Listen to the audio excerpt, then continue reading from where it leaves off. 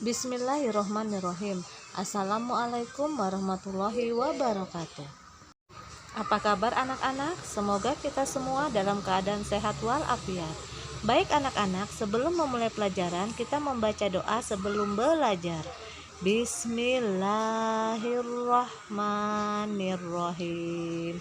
Raditu billahi robba wabil islami dina wabi muhammadin nabiyya wa rasula rabbi zidni ilman warzuqni fahman amin.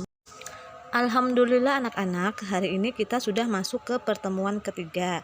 Hari ini kita akan belajar pelajaran 7 dengan tema berani, yaitu submateri sikap berani Nabi Shallallahu Alaihi Wasallam. Mari kita simak video berikut ini. Mari kita mulai pelajaran kita yang pertama, yaitu sikap berani Nabi Shallallahu Alaihi Wasallam. Nabi Shallallahu Alaihi Wasallam adalah seorang utusan Allah yang diperintah untuk mengajak kebaikan kepada semua orang. Nama kaum Nabi Shallallahu Alaihi Wasallam adalah kaum Samud anak-anak. Allah Subhanahu wa Ta'ala memberikan keahlian kepada kaum Samud, yaitu pandai memahat atau mengukir. Bahkan mereka dapat memahat gunung untuk tempat tinggal mereka. Subhanallah. Namun karena keahlian itu, mereka menjadi kaum yang sombong dan lalai kepada Allah Subhanahu wa Ta'ala. Mereka menyembah berhala dan banyak membuat kerusakan di muka bumi. Nabi Shallallahu Alaihi Wasallam tidak takut atau selalu berani anak-anak untuk mengajak kaum Samud kembali menyembah kepada Allah Subhanahu wa Ta'ala. Namun kaum Samud tetap menentang ajakan Nabi Shallallahu Alaihi Wasallam.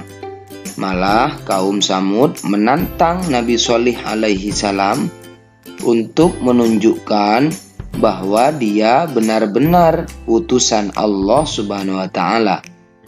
Kaum Samud meminta Nabi Shallallahu Alaihi Wasallam untuk mengeluarkan unta betina dari sebongkah batu yang besar. Singkat cerita, Allah memberikan mukjizat. Nabi Shallallahu Alaihi Wasallam benar-benar dapat mengeluarkan unta betina dari sebongkah batu anak-anak. Semua orang terheran-heran melihat kejadian itu. Nabi Shallallahu Alaihi Wasallam meminta kaum Samud untuk menjaga dan merawat unta betina itu.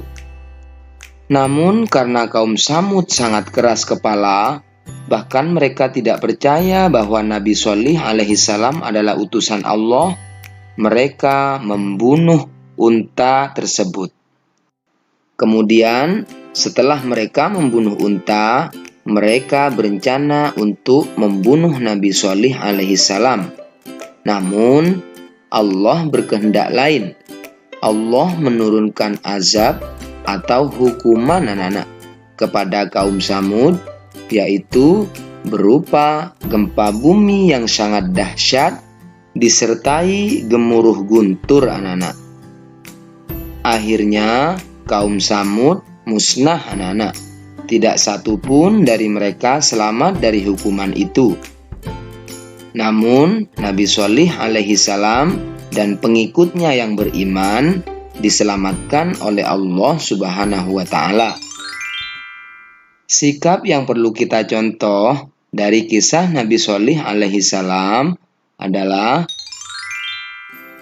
1. Selalu mengajak umatnya untuk menyembah Allah Subhanahu wa Ta'ala dan selalu melakukan kebaikan.